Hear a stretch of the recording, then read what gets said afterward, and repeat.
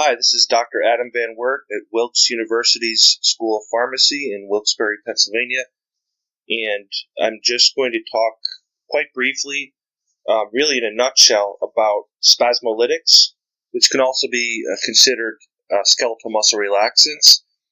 Now, this is not the same as a neuromuscular blocker drug. All these drugs in this class are not the same as neuromuscular blockers, which are much more serious, and that would be basically for surgery patients when they're typically anesthetized. So this is actually different. This class of drugs is going to be typically for someone with muscle spasms from maybe hurting their back muscle or another common muscle that is triggered when you overwork it. So this is quite different. A lot of these are actually quite commonly prescribed in some of the fastest movers or the most dispensed drugs in retail pharmacy. So the learning objectives are actually one of the simplest sets that I have for any of my courses or any of my subjects. So first is describe the basic pathophysiology of skeletal muscle spasms. And again, it's going to be in a nutshell, very basic. Okay, just in general how the skeletal muscle is linked to the spinal cord and how that creates a circuit or loop of repeating activity. Describe the targets and mechanisms of action of spasmolytics or skeletal muscle relaxants. And that's what we're here for. This is a pharmacology course or a pharmacotherapeutic course, and this is the pharmacology portion. So differentiate between brain versus spinal activities of spasmolytics. Now, in the handout, I have central versus peripheral, and that's actually blatantly wrong, and I apologize for that. That's why I changed it here. The spinal cord and the brain are considered central, so I wanted to clarify. I really am comparing brain to the spinal cord, both parts of the central nervous system. Most of these drugs have some spinal target of action, whereas some of them are actually working higher up in the actual brain itself. So, just briefly on the pathophysiology for this slide, spasticity is a repeating reflex arc from skeletal muscle to spinal cord back to skeletal muscle. Okay, that's in a nutshell what it is. And what I'm going to show you is a really basic animation. Look at the bottom right. That's my rendition of a skeletal muscle that again, taking PowerPoint to its potential. That's kind of sarcasm, but using the PowerPoint just to make basic animation. So that could represent any skeletal muscle. I know it looks like maybe a bicep head. Let's call that a back muscle. I have latissimus dorsi. Actually, the back muscles that are more often spasming are probably deeper, like the erector spinalis or some kind of deeper back muscle. And actually, I'll just show you very briefly with the software I'm using. I can do this, so I can actually go ahead and show you the website here.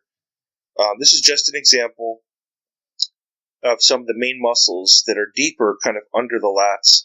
Spinalis, thoracis. Okay, the erector spinae is actually we have three different muscles here. Okay, but all these muscles are potentially susceptible for spasms. And I guess I'm tending to pick back muscles because I have experience with that kind of spasm, my personal experience. No, but it could be any muscle, theoretically. Okay, but these ones are quite often triggered because someone picks something up. They pick something up in their bodies, or their torsos are turned. And when you put pressure on some of these muscles, when you're not in a straightforward position or kind of boxed position, and you're actually turning your torso, and you put pressure on these, that actually creates a lot of tension and potentially a lot of irritation to the muscle on the facets of the vertebral column. That can create a lot of issues there, and that could, believe it or not, the spasms might occur a week or more after you stress the muscle, which is very strange. So if someone does a lot of lifting in a week, helping someone move, that's the most common example, and then a week later, you're doing nothing virtually, and then you get the spasm. That's often how it happens, believe it or not. And you might not even remember that you were doing work the week before that, especially if it's longer than a week. Okay, so moving back to the PowerPoint presentation here. Very brief animation. So you irritated the muscle. The afferent neuron goes to the dorsal horn of the spinal cord. Okay, remember, so this is not the vertebrae, right? This is the actual spinal, soft tissue spinal cord. So we go to the dorsal horn of the spinal cord, and this is just basic, but you'll see in the subsequent slides it's going to be more detail.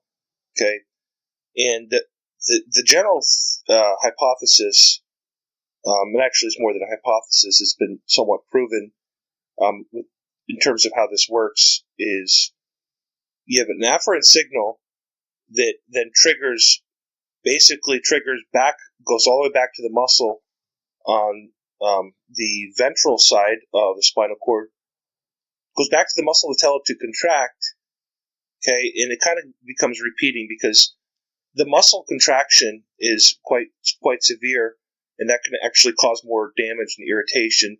And that's the theory that when that happens, that triggers more neuronal activity going back to the dorsal side. And you'll see there are a lot of neurons doing a lot of things inside here in the spinal cord, and then it keeps repeating and repeating and repeating. Okay, so I'm going to call it a vicious cycle, and it truly is, because if you don't break that cycle with a pretty high dose of an NSAID, or probably stronger and probably second resort would be a corticosteroid, okay, like prednisone, or any one of the very long list of glucocorticoid or corticosteroids. Okay, so these are the major classes of spasmolytics.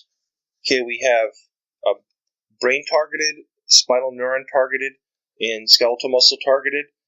Now, a lot of these overlap. You'll see, especially the benzodiazepines. You'll see them affecting targets in the brain and in the spinal cord. So just really briefly introduce each one, and don't worry, we have plenty of detail coming up soon enough in the slides. So cyclobenzaprine, and I won't mention the brand names now, even though they're on there. They can change, they're subject to change, and a lot of these are generic now. But cyclobenzaprine acts, this kind of unique one, there's actually evidence that it acts like tricyclic antidepressants, and that would be norepinephrine reuptake inhibition. That's something I'm going to have to get into more detail on in a little bit, because that might sound confusing or counterintuitive to suppress skeletal muscle activity. Metaxalone is very poorly understood in terms of the mechanism. We know it's brain targeted.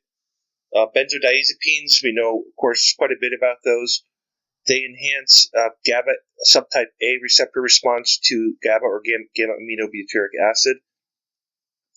As you probably have already learned, that is very similar to how alcohol works, or even some other drug classes like barbiturates, of course, have always been compared to benzos because they do have the same target with slightly different mechanism. Carisoprodol, that it also does the same thing, enhances GABA A receptor response to GABA. And then we have spinal neuron targeted Tizanidine. I like talking about this one because for some reason I have quite a high affinity to these adrenergic receptors. And these ones are kind of cool, I think. So these are the alpha-2 receptors, just like if you have been exposed to cardiovascular pharmacology, you might be familiar with this. I know this class is not so far, but alpha-2 receptors are actually on presynaptic neurons, and their intention physiologically seems to be to create a negative feedback to kind of minimize excess catecholamine release.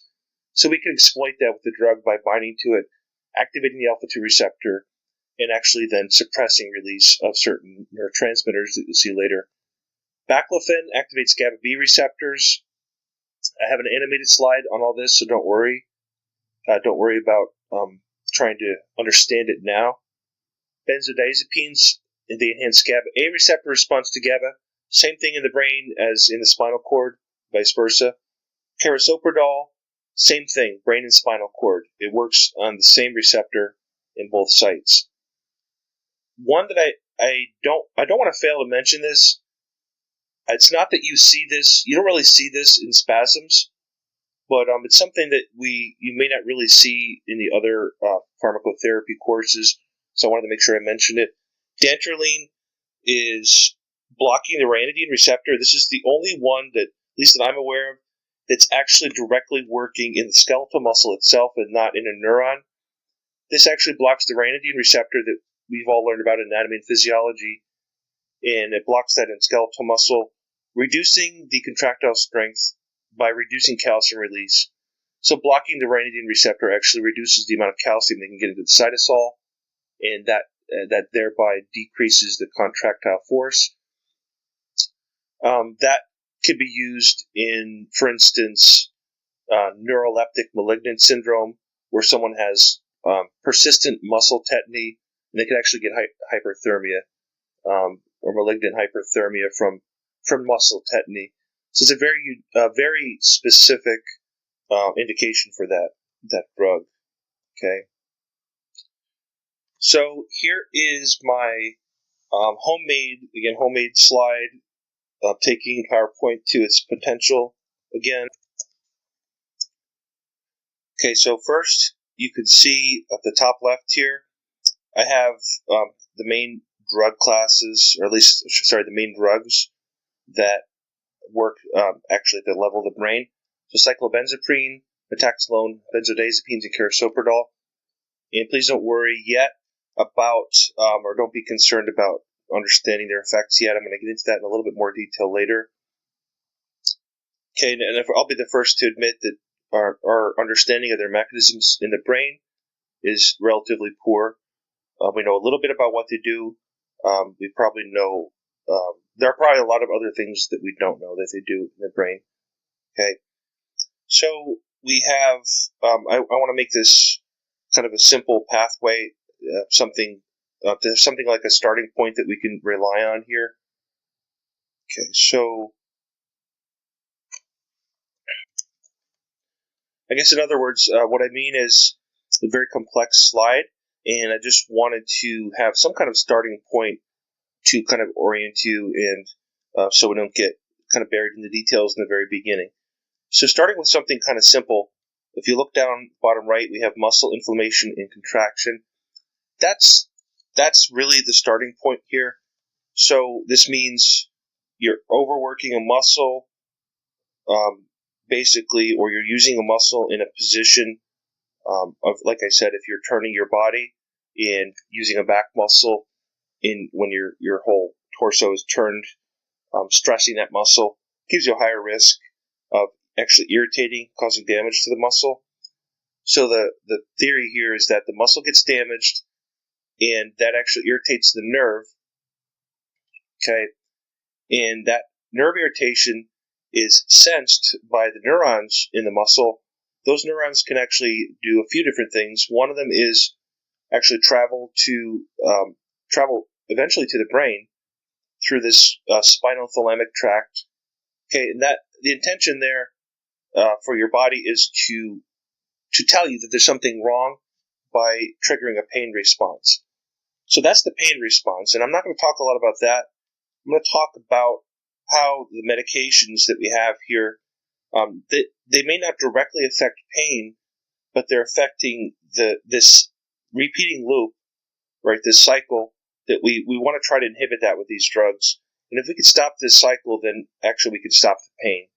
Okay, so of course pain medication is almost always a part of treatment for muscle spasticity, but again, that's not the focus of this. Okay, so we're lucky usually with the way the body works, because in many cases, when we have something excitatory, like this larger neuron that I have down here, with all the receptors on it and glutamate, which is in red, we have something excitatory that's going to really be the culprit of this cycle over and over again. The body is usually possessing something to regulate or govern that. And if you look on the smaller neuron here, and then the green glutamatergic neuron, if you look at the bottom left, you'll see the key, and I think that'll help you a lot to understand what's going on here. But the glutamatergic neuron even though glutamate is an excitatory neurotransmitter, this neuron is actually synapsing with two inhibitory neurons, which release gamma-aminobutyric acid, or GABA. So that means our spinal cord already has an inherent governing mechanism. So the intention is to prevent excessive activity of this pathway. Unfortunately, it's not working as well as we would like when we have muscle spasticity, but fortunately, because we have this governing system, that means we can exploit that or ask it to do more work to suppress this loop. And really what we're doing is hijacking it in a sense by adding chemicals that are going to enhance this. For instance, the GABA receptor here, that would be GABA B. Down here, the GABA A receptor. Just so happens that the GABA A receptor is on the presynaptic neuron and postsynaptic neuron. So the presynaptic receptors up here, the primary role that I want to talk about is their ability to restrict this glutamate release. Glutamate is in the red again. GABA is in this light blue. Okay, we want to restrict glutamate release. Okay, we could do that through, again, GABA B, GABA A, or the alpha-2 autoreceptor, which is that's the negative feedback receptor that's used in some cases with catecholamines. Okay, well, really, it's primarily catecholamines that bind to that. But binding to that with a catecholamine will reduce or suppress the glutamate release, which we can kind of simulate or replicate when we use a drug like Tizanidine. Now, really, Tizanidine doesn't work that differently. Well, actually, it works exactly like clonidine, but for one reason or another, Tizanidine is more indicated for this. Clonidine is more indicated for hypertension. It's not that clonidine would have no effect here. It would probably have a very similar effect. Okay, but it's just a different indication for one reason or another. So, looks kind of complex, but I'm going to try to break it down with a few animations in a few minutes. So you could probably see already that I have the drug targets kind of highlighted or pointed out with these dotted lines and arrows. So baclofen, Tizanidine, carisoprodol, benzodiazepines working on GABA A. And down here, this is the big problem, is the glutamate receptors. The more we activate glutamate receptors, the more we send a signal back to the motor, all the way to the motor neuron, through the motor neurons to the muscle, okay, to trigger more muscle contraction. In the theory is that the more muscle contraction we have, then the more nerve irritation, okay, then we have another afferent signal, basically continuous afferent signal, which is going to send another kind of trigger through here to repeat the same cycle, release more glutamate, activate more motor neurons. It's going to repeat. So we want to break this cycle. Okay, we have many options to do that. And so if you haven't caught on already, yeah, I mean the one of the major mechanisms overall for drugs that treat muscle spasms is just blocking spinal cord, really the spinal cord transduction or the loop here. Okay, so I'm going to go ahead and move on to a simple animation. Okay, so I'm kind of zooming in. This is zooming in on that presynaptic neuron that's creating all this trouble. Okay, so just to orient you to what we're looking at here, we have the GABA B receptor, GABA A receptor, alpha 2 receptor. These are all drug targets. Okay, and actually, you probably would recall this in the brain. The GABA receptors are considered inhibitory, so they could cause sedation and etc. and other inhibitory activities. In this case, in the spinal cord, they're also inhibitory. So we want to do whatever we can, really, to enhance their activity. Okay. So alpha 2 receptors again are inhibitory, and I'll show you exactly how they work. This is a calcium channel. This calcium channel is going to be critical to some of the drug mechanisms. And on the right side, I'm not sure how familiar you are with these, but we have glutamate receptors. So glutamate receptors, again, these are the excitatory receptors. And these are creating a problem for us. Okay, so we want to reduce this as much as possible. So they're kind of complex, and only in the sense that one glutamate receptor needs to be activated to facilitate the activation of another glutamate receptor, and I'll show you how that works in a little bit. And then finally, we have a vesicle that has a neurotransmitter. I just put neurotransmitter there because really, the neurons in the body have so many different neurotransmitters, so I put it kind of generic. But in reality, what we're focusing on for skeletal muscle relaxants is really suppressing the glutamate release. So I know we have glutamate here, but that doesn't mean we can't also have glutamate being released from this neuron that's activated by glutamate, because that's usually how it works. So I'm going to go ahead and do a brief animation here. So I'm going to start again just to remind you or actually direct your attention. We're starting with the glutamate AMPA receptor, okay? And, usually these neurons, really in almost all cases, it comes down to ion channels and, are we hyperpolarizing or depolarizing, okay, the cell, and really we have a lot of voltage-gated activity throughout the body, and in this case, there's no exception here, so that's exactly what's happening. So the activation of the AMPA receptor with glutamate, that opens up and brings in calcium and sodium, okay? That was really quick, so I'm going to do it one more time. Activation of the AMPA receptor, it's actually a channel as well, so it opens up, and remember calcium and sodium, they're itching to get inside because their extracellular concentrations are always very high. Okay, so please always keep that in mind. Ions won't move against their concentration gradient or uphill unless they're actively pumped. So that means if there's just a simple channel like this that opens up, it's very simple. The ions always move to the site of usually lower concentration, and if there's an electrical gradient, so again, that would be combined as an electrochemical gradient. So we have generally the negative intracellular potential and the chemical gradient, because calcium and sodium are low level inside the cell. So we have the attraction from the negative charge attracting the positive cations. We also have the concentration gradient, okay, because we have a low concentration of these cations inside. All that means is you open it up, okay, and you open this channel up. And the reason why potassium leaves is because, remember, intracellular potassium is very concentrated. So it's, again, a simple concentration gradients. Open it up. Cations go in, and then a different cation, again, potassium goes out.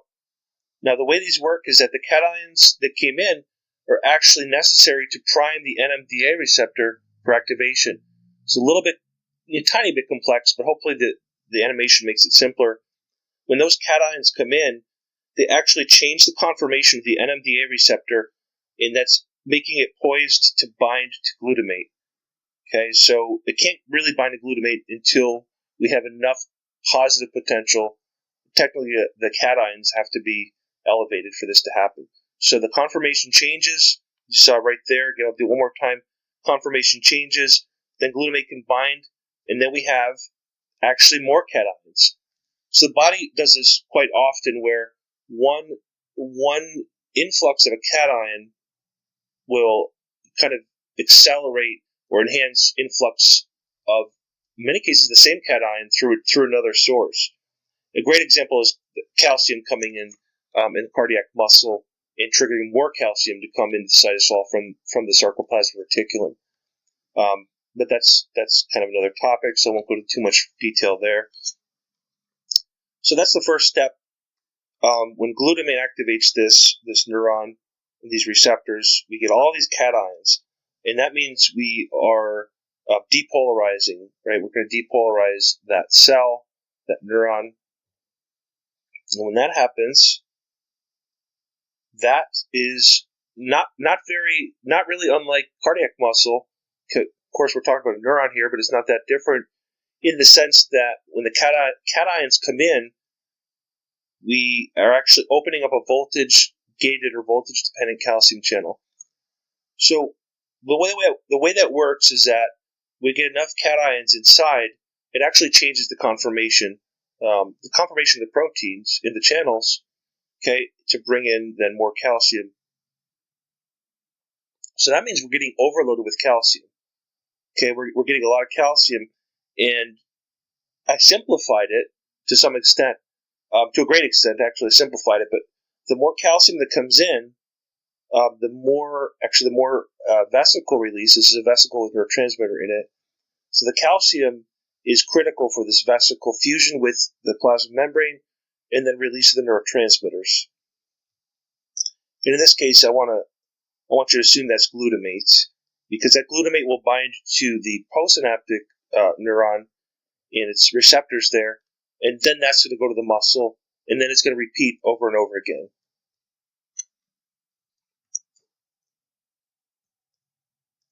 Okay, so basically we're in the same context. This is the sensory neuron. What we're going to try to do is stop it at the very last point where it's about to synapse, right? Synapsing with the postsynaptic neuron. We want to do what we can to stop it, stop all these mechanisms, okay, to reduce the likelihood of that vicious cycle or that circuit. Okay, really we can go in any order, doesn't really matter. Okay, I guess we'll go with the bullets down here.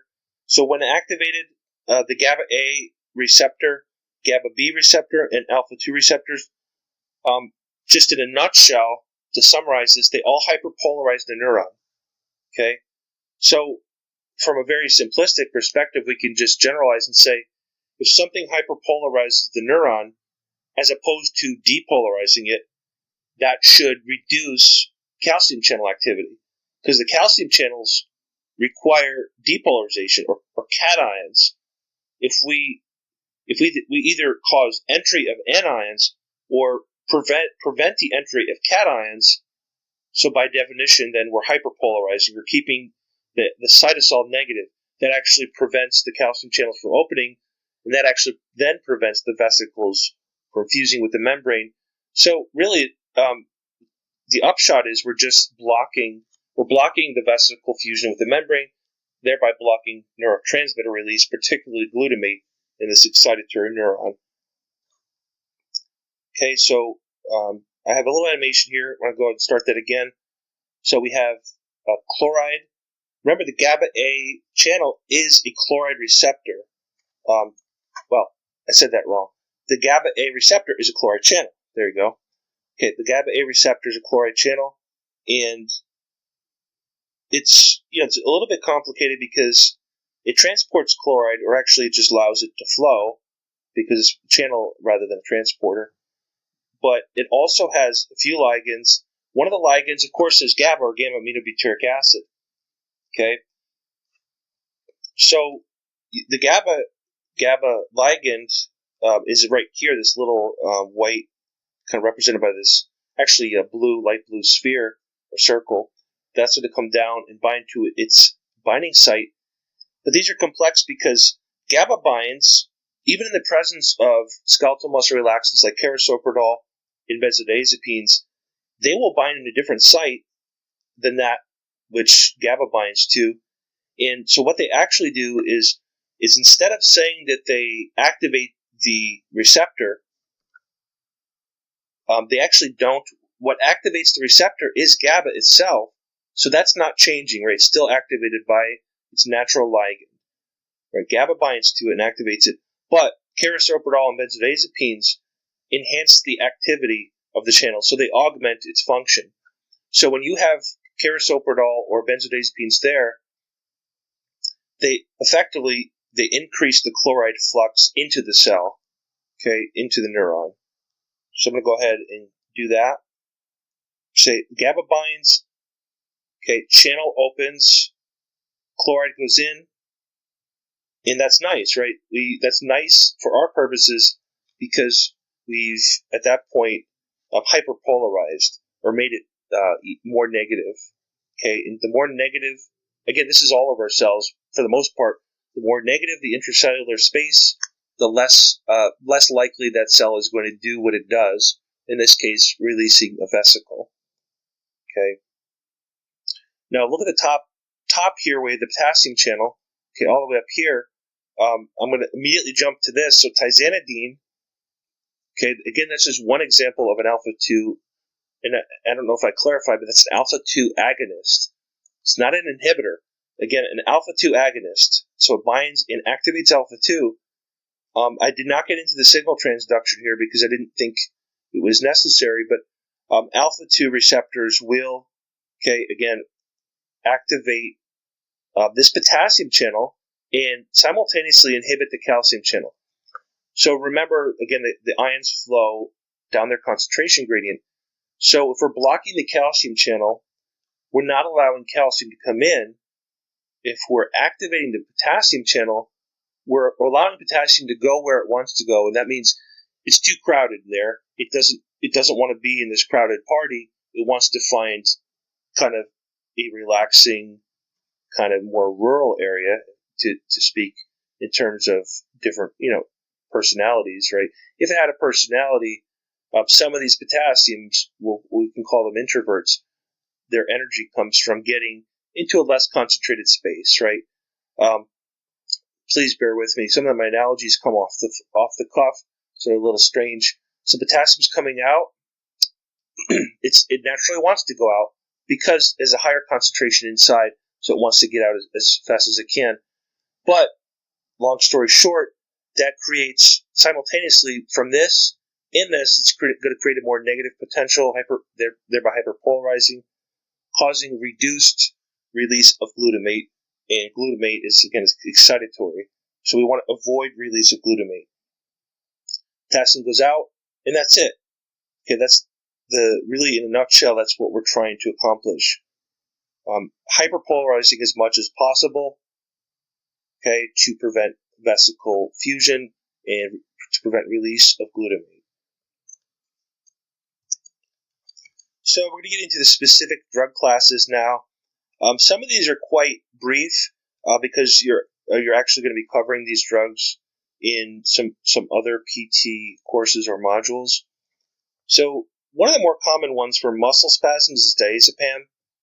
That works actually in the brain and spinal cord because it does cross the blood-brain barrier. Actually, all benzodiazepines are intended to cross the blood-brain barrier.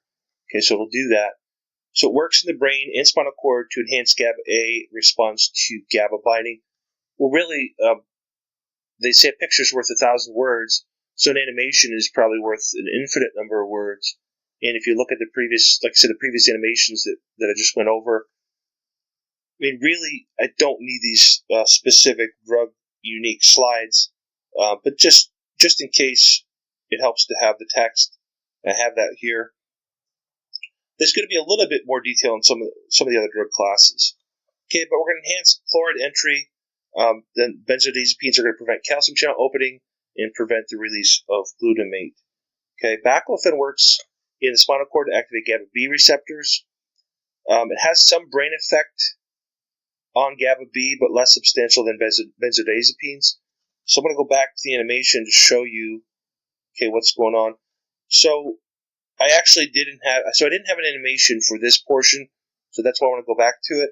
So baclofen activates GABA B, and instead of working as a channel, it actually has a signal transduction, which is going to act very similarly to the alpha-2 receptor, and that's going to basically do the same thing for the most part. Okay, so moving on. Okay, so GABA B activation by baclofen enhances potassium efflux. Okay, hyperpolarizes the cell, and that actually prevents the calcium channel opening. Okay, so anytime you hyperpolarize the cell or make it more negative, you basically, by definition, that means the voltage-gated calcium channels can't open because they need a more positive potential to open. So by doing one thing, it's kind of a butterfly effect.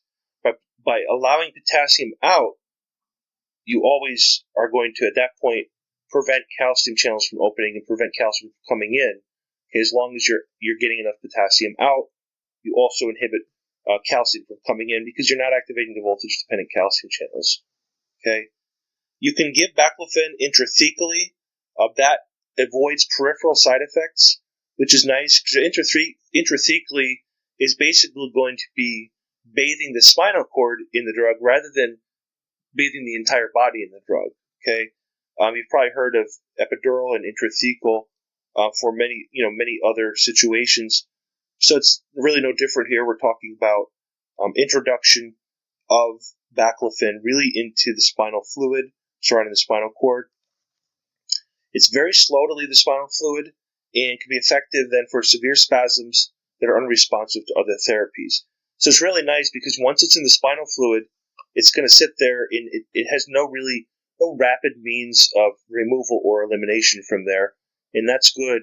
If it works well for that patient, that's good that it's going to last actually in there for quite a while. Now, Tizanidine, again, it's a congener, or that's a fancy word for a derivative of clonidine. It activates alpha-2 receptors on presynaptic neurons. Just to reiterate, activation of alpha-2 receptors activates potassium channels that cause potassium to leave, hyperpolarizing the neuron.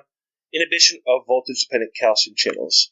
So both of those, again, reduce calcium entry into the neuron, and that prevents glutamate release into the synapse. So I want to clarify something. So alpha-2 receptor activation actually directly opens potassium channels, and it directly blocks calcium channels. That's different from the other drug, basically let's go back here, baclofen that I mentioned. That's a little different because baclofen is going to enhance potassium efflux, and that's going to indirectly prevent calcium channel opening, whereas Tizanidine, when it activates alpha-2 receptors, it actually directly opens potassium channels, but it also directly blocks calcium channels. Both of those effects reduce calcium entry into the neuron. That prevents, again, over and over again, same goal, preventing glutamate release into the synapse. So now we're on cyclobenzaprine. When I was back as an intern in pharmacy, this was very common. It was one of the fast movers. Unfortunately, I'm not working in a retail pharmacy currently, so I don't know how common it is now. I know it's still available. It's probably still used quite a bit. So mechanism is not fully understood, but it works in the brain. Actually, it actually is proven though to activate locus coeruleus neurons in the brain stem. And that results in communication with the spinal cord neurons. Okay, so I said brain, but I really meant brain stem, and that results again in communication with spinal cord neurons. So specifically, it's a norepinephrine reuptake inhibitor, just like a tricyclic antidepressant.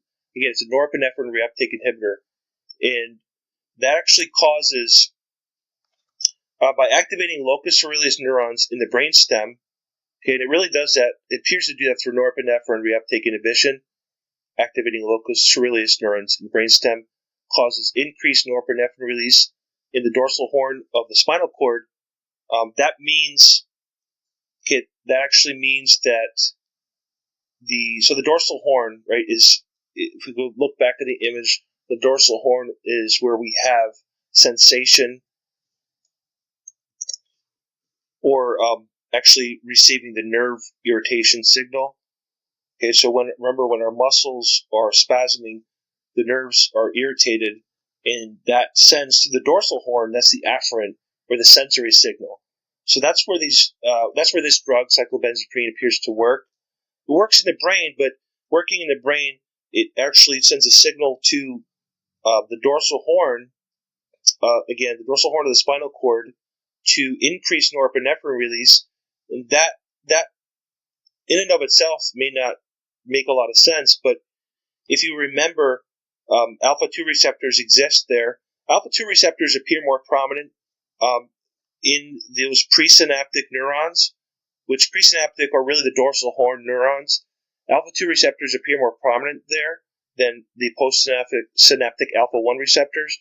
And alpha-2 receptors are the governor receptors, or the regulating to prevent excessive release of neurotransmitter. So this is just a hypothesis because it's kind of complex. I wouldn't say it's proven, but we do know that norepinephrine release occurs. That's going to activate alpha-2 receptors. And activation of alpha-2 receptors is, we've already seen this, it's the same as Tizanidine. So a lot of these drugs are related, even though if you look at their exact target of activity, where they actually bind, it may be very different, but what they're affecting is very similar. In this case, just like Tizanidine, we're going to activate alpha-2 receptors, but instead of doing it with the drug itself, the drug is telling norepinephrine or causing norepinephrine to do its normal thing, and that's to activate alpha-2 receptors. That suppresses glutamate neurotransmitter release, right? And that actually reduces pain sensation through the dorsal horn, okay, and inhibits the reflex loop that would perpetuate muscle spasms. And I do have some references down there because this is a less not a very well understood area. I put those references in there in case anyone was interested in reading to see what you can gain out of those. Okay, and one of them is kind of older, but that doesn't necessarily mean it's not very useful. Okay, so this is one of my brief presentations. So this is the last slide, actually, and I was going to reiterate here, I only wanted to include Dantrolene to make sure that it was covered somewhere. This is the only approved spasmolytic that works directly on skeletal muscle. Very simple. Okay, so it's a ryanodine receptor inhibitor. Okay, and actually the ryanodine receptor was named that ryanodine receptor because it actually is bound by ryanodine, or ryanodine binds to it. Okay, so not that different from Dantrolene in that sense. So Dantrolene binds to it very simply. It just prevents calcium from leaving through the ryanodine receptor, okay, because the ryanodine receptor is also a channel. So remember, we always have calcium influx into, again, this is a muscle fiber.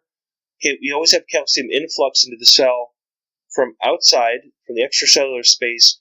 That generally triggers the ryanodine receptor to cause more calcium release from the sarcoplasmic reticulum, which is the muscle cell endoplasmic reticulum. It's the same thing, just called the SR, sarcoplasmic reticulum. And normally that calcium-induced calcium release occurs, but we're going to inhibit that with the drug Dantrolene. Okay. So again, a good example, one more time, is neuroleptic malignant syndrome. And that sounds like a kind of esoteric terminology or esoteric medical term, and it kind of is. But what that means is one of the main problems there is muscle tetany or muscle rigidity, which it can actually cause hyperthermia, believe it or not. And this is going to help with that. And it's quite effective at reducing that calcium influx. It's not that the calcium is not in the cell, but the calcium is isolated and stuck in the SR, so it does not come out into the cytosol. Okay, and that reduces the contractility. Okay, and there's my really pathetic animation. Okay, so, and these are probably more references than you would expect for kind of a short number of slides. But this is an area, this is kind of an area that is more complex than some other areas, because anytime you're dealing with the central nervous system, there are a lot of unknowns. Okay, so I wanted to give you that opportunity to go out there and look and see if you could extract more information than what was presented. If you'd really like to do that, that would be your choice. So I'd like to thank you for your attention. Again, this is Dr. Adam Van Wert in the Pharmaceutical Sciences Department at Wilkes University School of Pharmacy, and this is just one of the many topics that I teach. Again, thank you, and I hope you have an excellent day.